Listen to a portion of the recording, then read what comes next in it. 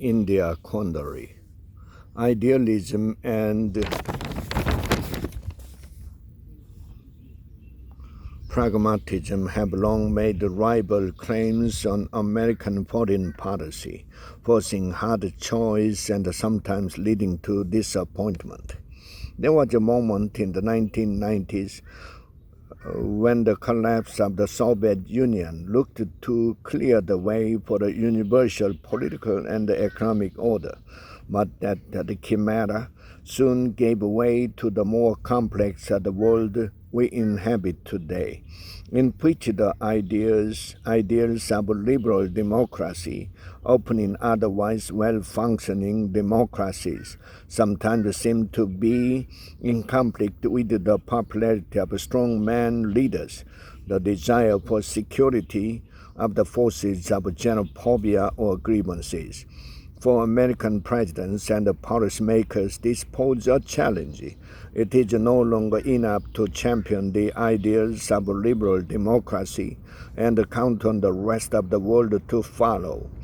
Lecturing any country, be it global powers like Russia or China, or regional powers like Turkey and Saudi Arabia, can embolden autocratic tendencies. Engagement can at least sometimes lead to further dialogue and space for diplomacy. Advancing American ideals require being pragmatic and even accommodating when democratic partners fall short of the mark, and the humility about where the United States falls short too.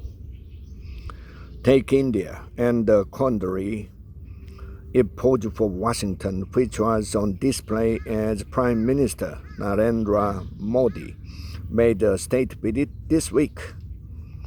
India is a democracy in which the world's biggest electorate openly and freely exercise the fundamental right to choose its leader. Its population is the largest in the world, and its economy is now the fifth largest in the world. Its vast diaspora wield huge influence, especially in American business.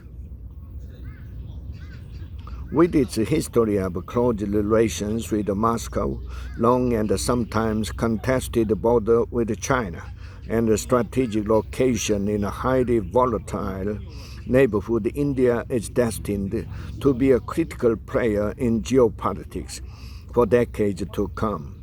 Mr. Modi, the Prime Minister since 2014, commands sky-high popularity ratings and a secure majority in his parliament, and is in an enviable position of leading a country with a relatively young, growing population. The India quandary.